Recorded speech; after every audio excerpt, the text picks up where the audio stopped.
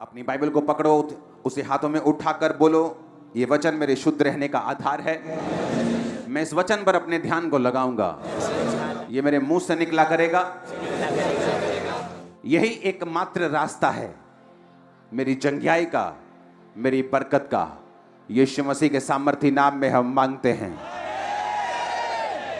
तारीफ करो जोर से आज के दिन के लिए। Hallelujah, hallelujah. भजन संहिता 16 उसकी 11 आयत।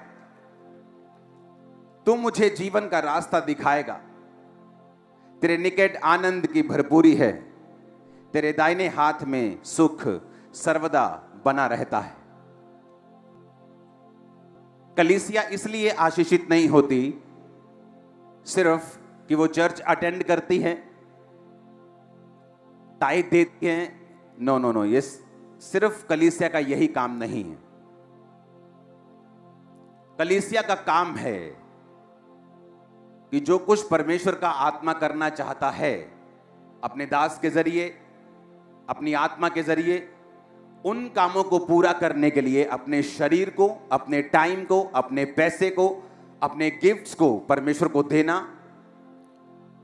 तब बाइबल कहती जो कलीसिया आई है वो आशीषित होगी। आमीन। पौलुस ने कहा परमेश्वर तुम्हारी हर घटी को इज्जत समेत पूरा करेगा। कई बार घटियां बेइज्जती से पूरी होती हैं। हाँ, कि घटी हो गई, आप मांगने जाते हैं, वो 10 टाइम बेइज्जती करता है और फिर देता है 20,000 ब्याज टाइम पर देना पर। परमेश्वर कहता लेकिन मैं तुम्हारी हर घटी को इज्जत से पूरा करूंगा, तुम्हें बेइज्जती नहीं होगी। पर यह किसको बोला गया? यह उस कलीसिया को बोला गया जो पौलुस के मिशनरी कामों में उसकी सहायता करते थे, जो चंदा भेजते थे, जो उसके साथ खड़े थे, जो पौलुस के साथ खड़े होने से शर्मिंदा नहीं थे। बाइबल कहती पौलुस ने कहा अब मेरा परमेश्वर तुम्हारी हर घटी को मसीह में महिमा सहित पूरा करेगा। पिछले साल पंजाब में बहुत विरोध हुआ परमेश्वर का। मेरे गांव मत आना, इधर नहीं आना, उधर मत आना। तो मैंने कहा था एक कमेटी बनाएंगे, पास्टर्स कहीं भी किसी भी मिशन का किसी को टच किया उसका सारा जिम्मेवारी हम लेंगे, चर्च लेगी। क्या हुआ? किसी पास्टर को चोट लगती थी, कोई चाकू मार गया, उसको लगता था अब क्या होगा। उसका बेस्ट हॉस्पिटल में ट्रीटमेंट होता था, उसकी फैमिली को मंथली पेमेंट मिलती थी, उसका पूरा इलाज फर्स्ट क्लास हॉस्पिटल में, उसको कोई चिंता नहीं थी। उनको लगता था कि नहीं यार ये काम। हर संडे मेरा बयान आता था कि नहीं? क्योंकि पंजाब के हर गांव से इस चर्च के मेंबर हैं, तो मेरा बयान काम करता था। अब लोग बोलते हैं मणिपुर के लिए बयान क्यों नहीं देते? वहां मेरा कोई मेंबरशिप नहीं है, कांटेक्ट नहीं है। मेरा बयान उनका नुकसान करेगा, फायदा नहीं करेगा। लेकिन क्या मैं काम कर रहा हूं? खुदावन छक्के छुड़ा देगा। टाइम की वेट करना, अपनी जस्ट वेट करना। हर काम को बोल के किया जाए जरूरी नहीं। यीशु ने हमें सांपों की तरह बुद्धिमान रहने के लिए बोला। तो डोंट वरी, अगर मैं किसी चीज का नाम नहीं ले रहा हूं तो मैं उसके लिए काम नहीं कर रहा हूं, ये भूल जाओ। ये जिंदगी खुदा के लिए और उसके लोगों के लिए, और कुछ नहीं कर रहा हूं मैं। मेरा कोई पर्सनल एजेंडा नहीं है, मेरा कोई पर्सनल बिजनेस नहीं है। मैं चाहूं तो लाखों करोड़ों मिलियंस ऑफ डॉलर्स कमा सकता हूं देश के बाहर जाके। मैं आपके बीच में रहता हूं, रोज सुबह 1, रोज शाम 8, रोज सुबह 1, रोज शाम 8। आपने मुझे फंसा लिया है, आप मुझे जाने नहीं देते कहीं पे। अगर मैं नाम नहीं ले रहा हूं तो उसका मकसद है, क्योंकि जहां मेरा नाम लेने से फायदा होगा मैं लूंगा, जहां उनका नुकसान होगा मैं नहीं लूंगा। लेकिन काम कर रहा है खुदावन, मैं आपको बता रहा हूं।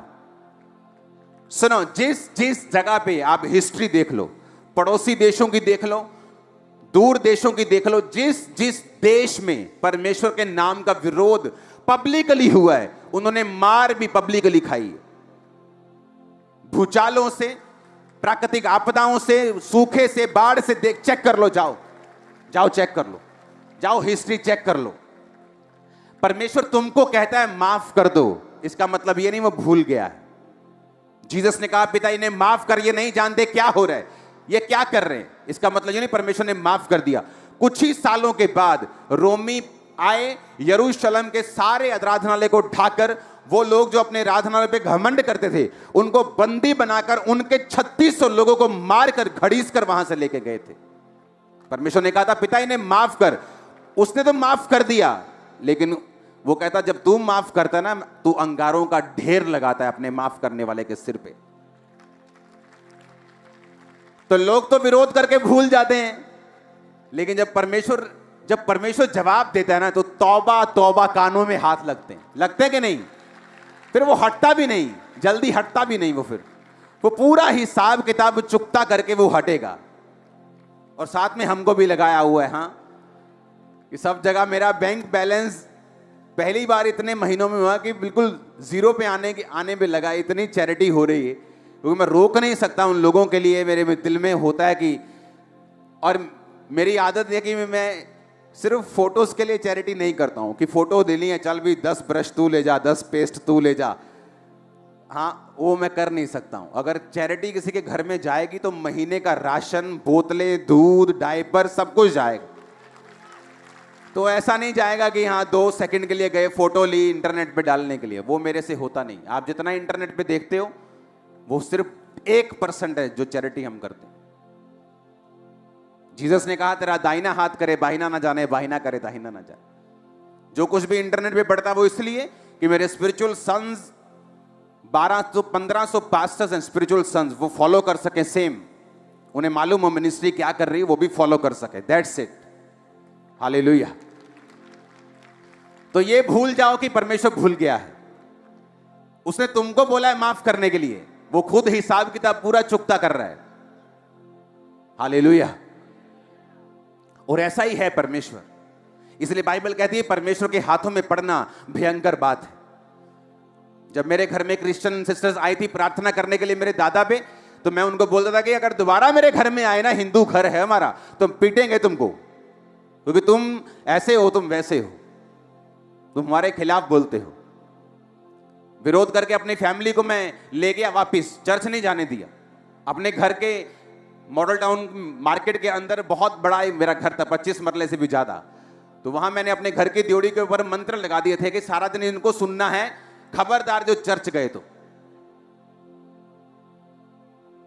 आप जानते नहीं मैं कहां से आया हूं, लेकिन जब पागलपन के दौरे पड़े, जब बीमार हुआ, जब डॉक्टर्स ने, जब वैद्यों ने, जगहों ने जब हाथ खड़े कर दिए, पागलों की तरह मैं जाता था उनकी जगहों के ऊपर।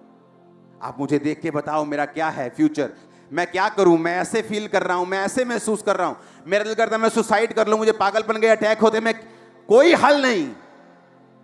क्योंकि मैं भूल गया था कि मैंने विरोध किया था जीसस का। मैं तो भूल गया विरोध करके, जीसस कहां भूलते हैं। तुम तो भूल गए विरोध करके, हाला लाला मचा के, और तुम्हें लगता था कि क्या होगा। लेकिन जब वो फिर चिट्ठियां खोलता है, खाते खोलता है बराबर करने के लिए, फिर वो ऐसा बराबर करता है। हालेलुया। परमेश्वर से पंगा लेके कोई बच सकता है क्या? कोई नहीं बचा आज तक। कोई उस पर केस नहीं कर सकता कि तू भूचाल क्यों दे रहा है, तूने बारिश ज्यादा क्यों कर दी। कोई केस कर सकता है क्या? कोई है कोई ऐसी कोर्ट जहां पे परमेश्वर के खिलाफ केस किया जा सके? इसलिए बाइबल कहती है डरते रहो और कांपते रहो और अपने उद्धार का काम करते रहो। हालेलुया। हर चीज का हिसाब होगा। जहां मसीह लोगों को सताया जा रहा है उन जगहों पे भी बड़ा तगड़ा हिसाब होगा। खाते खुलेंगे, देखना तुम्हारी आंखों के सामने होगा। हम कोई मुर्दा परमेश्वर को थोड़ी मानते हैं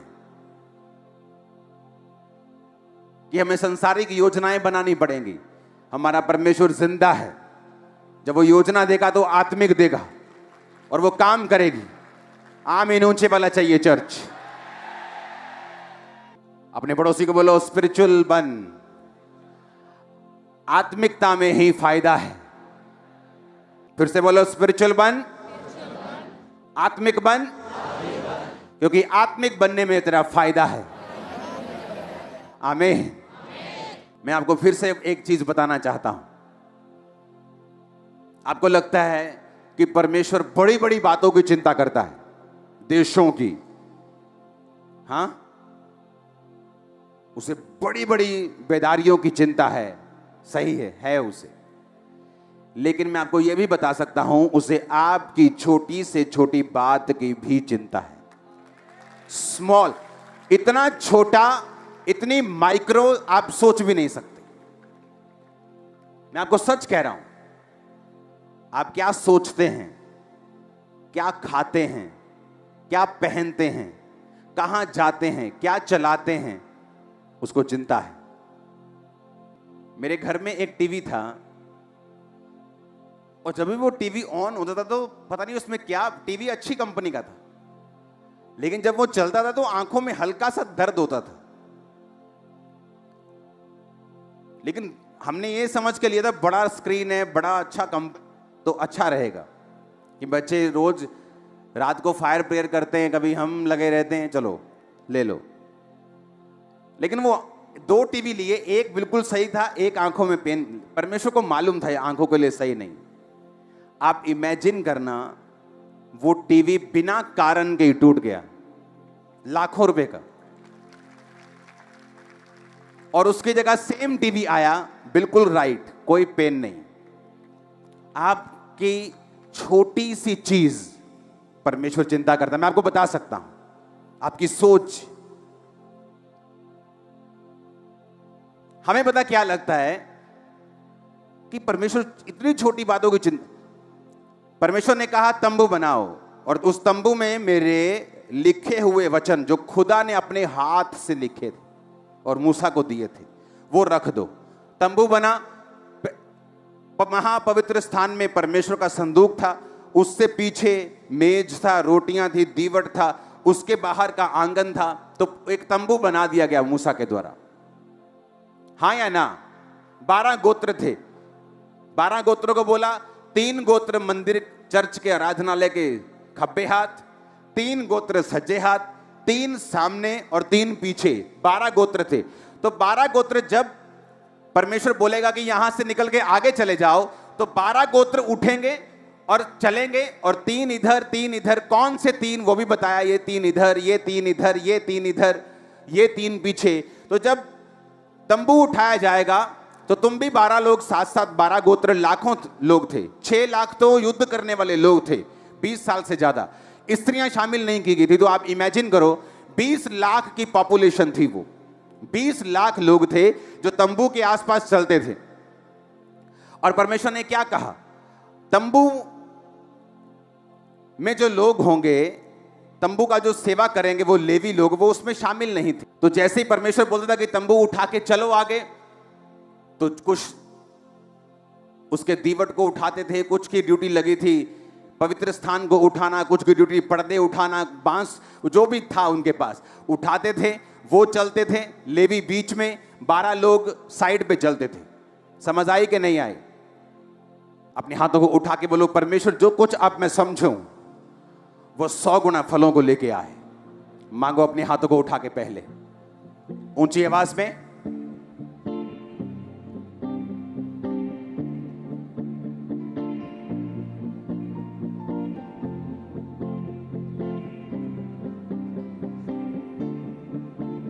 प्रभु यीशु मसीह के सामर्थ्य नाम में हम मांगते हैं। अब ध्यान से समझना, 12 गोत्र थे। बोलो कितने? परमेश्वर ने कहा जब मैं इन 12 गोत्रों को इज़राइल को मिस्र से छुड़ा कर लेके आया था, तो कैसे छुड़ा के लेके आया था? लास्ट चमत्कार परमेश्वर ने क्या किया था मिस्र में? बोलो, लास्ट मिरेकल क्या था? पहलोठे मार दिए थे। हां, तारीफ करो जोर से। उनके पहलोठे यानी बड़े बच्चे, जो सबसे बड़े फैमिली का था, वो सब मार दिए थे, फिरौन के भी, फिरौन की प्रजा के भी। और वो डर गए और उन्होंने कहा इजराइलियों का खुदा सच्चा है, इन्हें छोड़ दो, सताओ मत। एक ही रात में मूसा उसके साथ इजराइल की सारी कौम निकल गई। समझ आई कि नहीं? फिर उन्होंने तंबू बना लिया जहां पर परमेश्वर का वो भवन और परमेश्वर का जो संदूक था लिखा हुआ वो रखते थे। अब परमेश्वर ने क्या कहा, लेवी जो सेवा करने वाले लेवी थे, जो भवन की सेवा करते थे, उसको उठाते थे, साफ करते थे, उठाकर लेके जाते थे, अंदर याजक के अधीन रहते थे। परमेश्वर ने कहा ये गोत्रों में नहीं गिने जाएंगे। 12 गोत्र थे, लेवी निकल गए, कितने रह गए? 11। परमेश्वर ने कहा यूसुफ भी गोत्रों में नहीं गिना जाएगा, बल्कि यूसुफ के दोनों बेटे वो गोत्रों में गिने जाएंगे। यूसुफ निकल गया, कितने रह गए? 10। यूसुफ के 2 बच्चे एप्रेम और मनश्शे ऐड हो गए, कितने हो गए? 12 के 12 हो गए। अब 12 गोत्र, बीच में लेवी। मान लो ये तंबू है, हां, ये स्टेज लगा लो, सिर्फ तंबू है। परमेश्वर ने कहा लेवी लोग तंबू के आसपास रहेंगे। 3 गोत्र इधर, 3 इधर, 3 उधर, 3 पीछे रहेंगे। लेवी लोग तंबू के पास रहेंगे। परमेश्वर ने कहा मैं जो पहलोठों को मारकर तुम्हें छुड़ा ले आया था, तुम्हारे सारे पहलोठे बड़े बच्चे मेरे होंगे। लेकिन परमेश्वर कुर्बानी नहीं लेता आदमियों की, यह हमें मालूम था। तो परमेश्वर ने क्या किया, लेवियों को गोत्रों से अलग कर दिया। और परमेश्वर ने कहा लेवियों के जितने पुरुष होंगे वो तुम्हारे पहलोठों के बदले मैंने सेवा के लिए ले लिए। आप मेरी बात समझ गए कि नहीं? हां, तो लेवियों के जितने बेटे थे, परमेश्वर ने कहा तुम लाखों लोगों के पहलोठों के बदले मैं लेवियों के बेटे ले लेता हूं। समझ आई कि नहीं आई? मैं हैरान हो गया बाइबल पढ़ के। जब हम गिनती की पुस्तक 3 उसका 39 से 43 आयत पढ़ते हैं, यहोवा की इस आज्ञा को पाकर 1 महीने या उससे अधिक आयु वाले जितने लेवीय पुरुषों को मूसा और हारून ने उनके कुलों को अनुसार गिना, वो 22,000 थे। परमेश्वर का वचन कहता है लेवियों, जो लेवी जो तंबू के आसपास रहते थे, उनके जब बेटों को गिना वो कितने थे? कितने थे? 22,000। फिर यहोवा ने मूसा से कहा इजराइलियों के जितने पहलोठों पुरुषों की आयु 1 महीने या अधिक है उन सबों के नाम ले ले।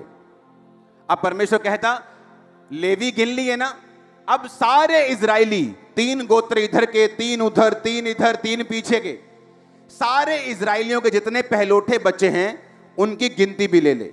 जब उनकी गिनती ली गई तो 43 आयत में लिखा सब पहलोठे पुरुष जिनकी आयु 1 महीने या उसके अधिक की थी जो इजराइल में थे, उनकी गिनती भी 22,273 निकली। यह कैसे हो सकता है? इसका मतलब देखो लाखों लोग थे, वो लाखों। अब मेरी बात को ध्यान से समझना, लाखों लोग हैं जो तंबू के आसपास डेरा डाल के बैठे हैं, और परमेश्वर कहता है ये सारे इनके पहलोठे बड़े बच्चे मैं उनके बदले में लेवियों के मेल को, बच्चों को, उनके लड़कों को ले लेता हूं।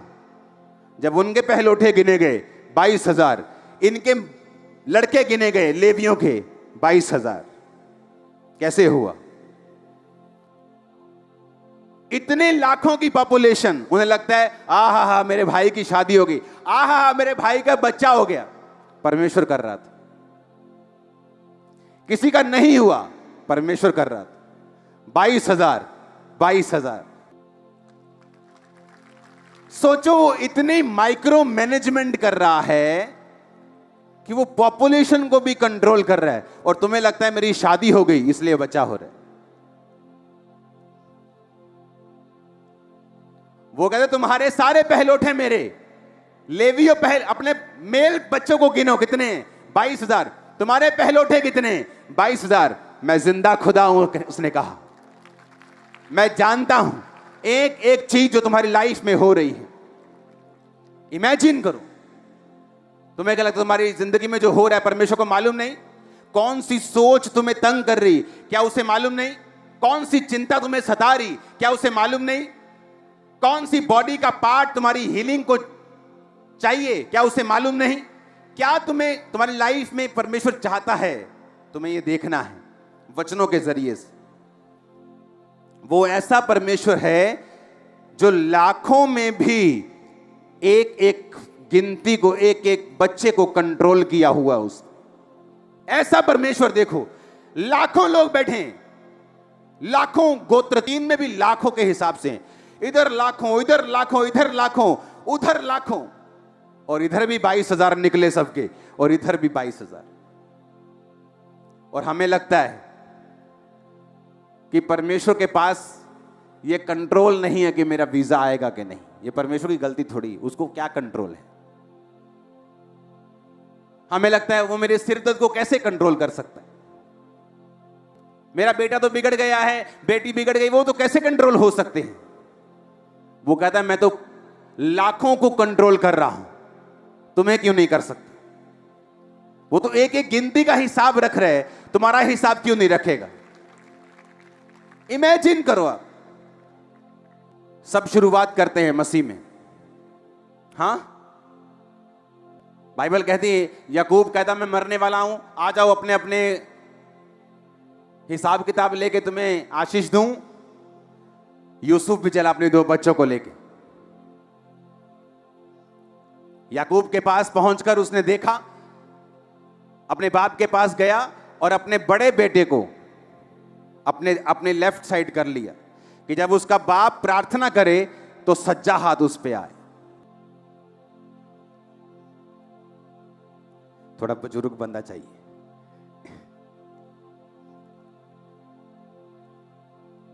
ये बड़ा और ये छोटा लग रहा है ना, बड़ा छोटा।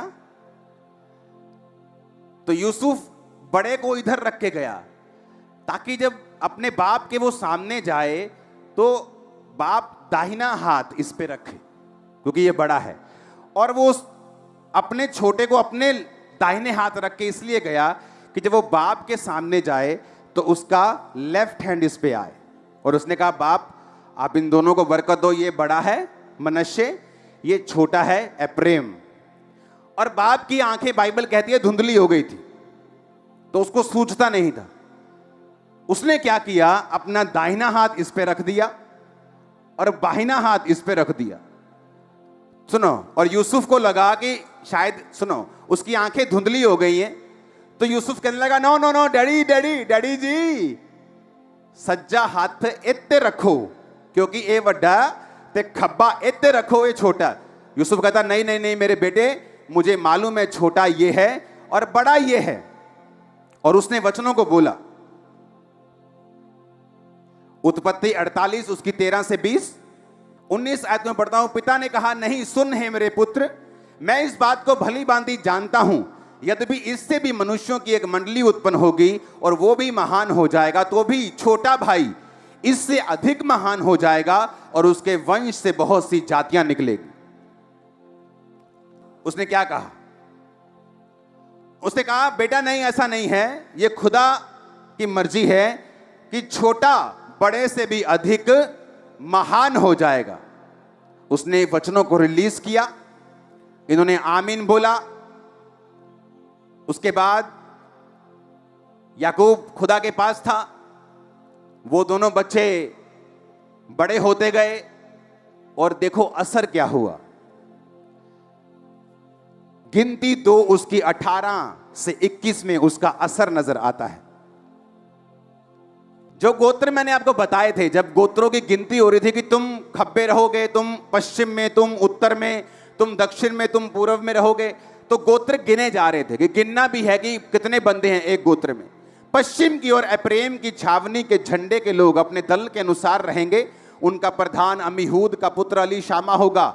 उनके दल के गिने हुए पुरुष 40,500 हैं।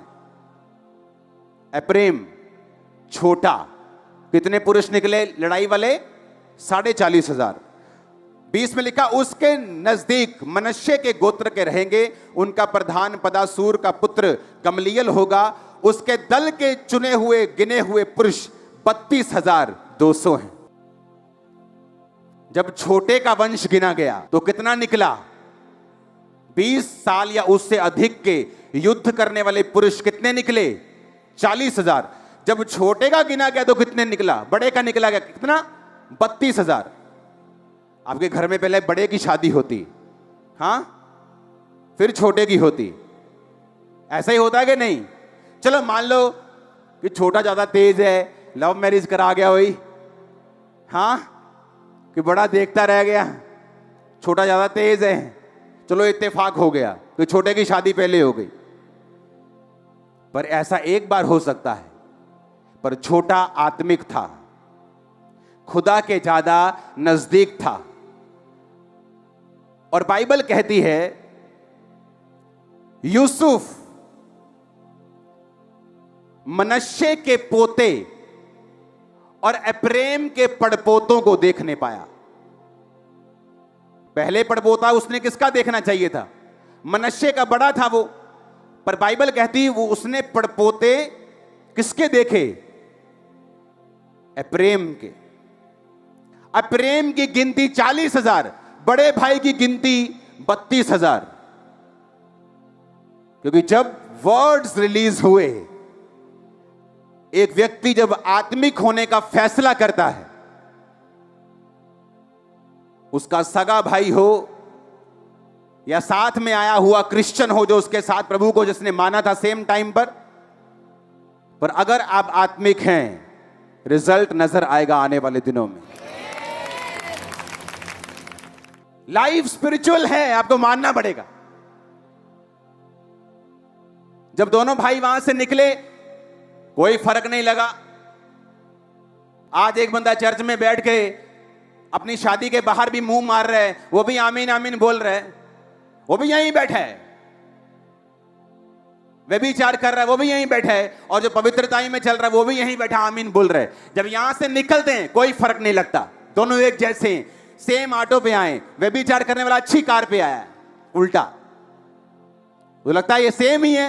ये भी आमीन बोलता है, मैं भी आमीन बोलता हूं, ये भी वही जिंदगी जी रहा है, ये तो अच्छी जी रहा है, इसकी तो 3-3 पत्नियां हैं। लेकिन समय आएगा, टाइम आएगा जब धर्मी फ्लाइट लेगा ऊपर की और वो लैंड हो जाएगा नीचे दूसरा वाला। फैसला आपको करना है। आपको क्या करना है? आपको ऊपर की ओर जाना है कि नीचे की ओर जाना है? क्योंकि अभी जब चर्च के बाहर आप दो जिंदगियों को कंपेयर करेंगे, आपको कोई फर्क दिखाई नहीं देगा। पापी में और धर्मी में आंखों से देखने पर कोई फर्क नहीं दिखेगा। और धोखा मत खाना धोखा, क्योंकि शैतान एक ही दिन में उसको तबाह कर देगा जो पाप के नीचे है, क्योंकि शैतान के पास ताकत है उन्हें तबाह करने की। और धर्मी जो अपने घर को चट्टान के ऊपर बना रहा है, आपको बढ़ता हुआ, स्ट्रांग होता हुआ, आगे बढ़ता हुआ, ऊंचा जाता हुआ दिखाई देगा यीशु के नाम में। फैसला आपको करना है। क्योंकि मेरे ग्रुप में बहुत से लोग थे, पास्टर्स को मूर्ख बनाते थे, इतना मूर्ख बनाते थे आप हैरान हो जाओगे। पास्टर ने मुझ पे हाथ रखना, मैंने कहा ओ खुदावंद तेरा धन्यवाद, उस पे हाथ रखना, इतना लगना यार तो आत्मा वाला बंदा है यार। और अगली रात लड़की के साथ सोया होता था, नेक्स्ट नाइट। पर आज चलो मेरा तो छोड़ो, कोई कंपेयर नहीं कर सकता उसके साथ। एक स्मॉल ब्लेस्ड बंदा भी उसके साथ कंपेयर करेगा तो अपने आप को ऊपर पाएगा। इतना लो लेवल पे जा चुका है। हर जगह उसको परमेश्वर ने लोएस्ट लेवल दिखाया, क्योंकि परमेश्वर को मूर्ख बनाता था, उसके लोगों को मूर्ख बना सकते हो 2-4 दिन के लिए, लेकिन जो न्याय आने वाला है उसको तो मूर्ख नहीं बना सकते। झूठ बोल सकते हो पर फ्लड को रोक नहीं सकते। हालेलुया। तो दिखने में दोनों एक जैसे हैं, एप्रेम भी मनश्शे भी। हाथ रखा तो भी एक जैसे, आमीन बोल के आए तो भी एक जैसे। 2-4 साल कोई फर्क नहीं पड़ा। लेकिन जब आपकी लाइफ की प्रोफेसी जो एक बच्चे के रूप में आपको दी जाती है। आप उसे पालते हैं, जिंदा रखते हैं, उसे फीड करते हैं। छोटा सा बच्चा आपको दिया जाए, हाँ, कुछ लोग कुत्ते का बच्चा लेते हैं, मार देते हैं उसको, इतना उठाते हैं, इतना खिलाते हैं, खिलाते ही नहीं या कुछ तंग कर दे, मर जाता है। लेकिन कुछ लोग उसे लेते हैं, पालते हैं और बड़ा करते हैं। प्रोफेसी इसी तरह की है। आप उसे बच्चे की तरह लेते हैं, खिलाते हैं, उसकी रक्षा करते हैं कि प्रभु ने कहा है मेरे सिर के ऊपर, ये प्रोफेटिक वर्ड है, मुझे व्यभिचार में नहीं जाना है, चोरी नहीं करनी, डाका नहीं मारना है, गलत काम नहीं करना है, शराब नहीं पीनी, नशा नहीं करना है। मैं अपनी प्रोफेसी को बड़ा करूंगा और जब वो बड़ी होकर बोलने लगेगी तो दुनिया सुनेगी आपको इन जीसस ने।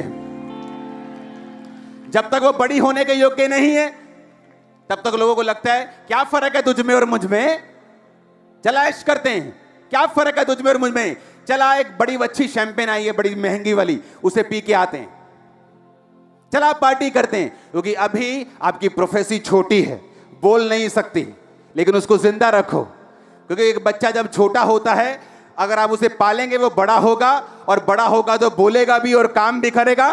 प्रोफेटिक वर्ड जो आप पे रिलीज किए जाते काम करते हैं, लेकिन बाइबल कहती भविष्यवाणियों को तुच्छ मत समझो, उनको पालो, उनके विषय में काम करो, उनके अनुसार अच्छी लड़ाई को लड़ो। हालेलुया। एक विश्वासी को मालूम होता है खुदा की बड़ी योजना है, लेकिन उसे मालूम है कि वो कमियां उसकी लाइफ से दूर होनी चाहिए। हालेलुया। परमेश्वर ने कहा अब्राहम तेरे पास पैसा भी है, बरकतें भी हैं, लेकिन एक आशीष जो तू चाहता है, मेजर वाली, बड़ी वाली, जो बड़ी स्ट्रांग है, जो सारा सिनेरियो चेंज कर दे। लोग गवाही देते होंगे उसके घर में, वाह भैया अब्राहम तो बड़ा कमाल का हो गया, किथे हले होया थोड़ी है कुछ, पैसे ही है, बरकत ही है। अब्राहम चाहता कि वो वाली बरकत जरूर मिले मुझे, वही मुंह बंद करेगी। और परमेश्वर कहता अगर मुंह बंद करने वाली बरकत चाहिए तो तुझे सिद्ध होना पड़ेगा,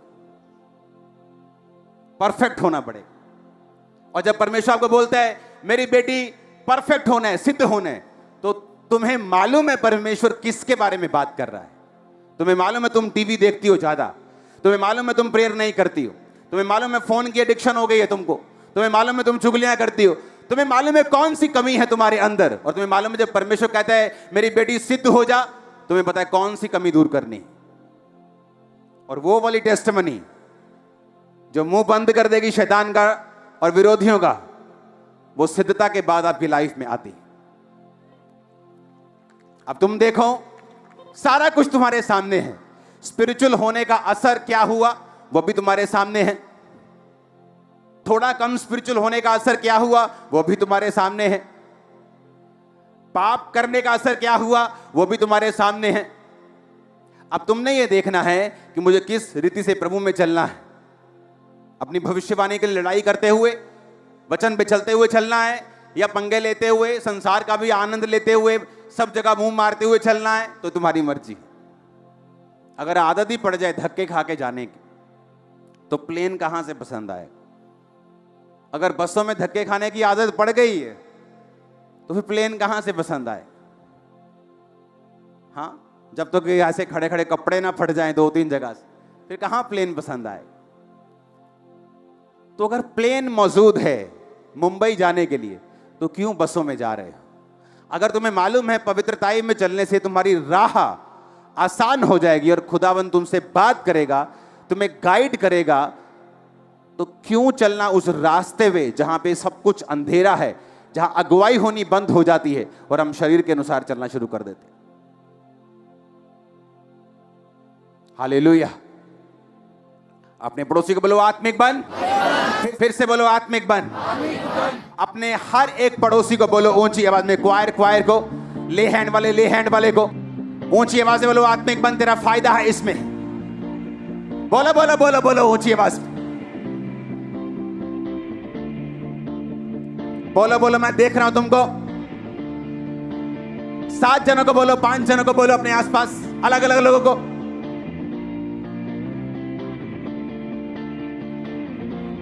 हालेलुया, हालेलुया। आत्मिक दौड़ में दौड़ोगे तो एक जगह पहुंच जाओगे, फिर जहां पहुंचोगे कोई नीचे नहीं कर पाएगा। कोई जितना मर्जी बोल ले, दुखी हो जाएगा, सिर दर्द हो जाएगा, उसको तुम्हारा होगा कुछ नहीं। हालेलुया। तैयार हो तुम स्पिरिचुअल होने के लिए? अपने हाथों को उठाओ।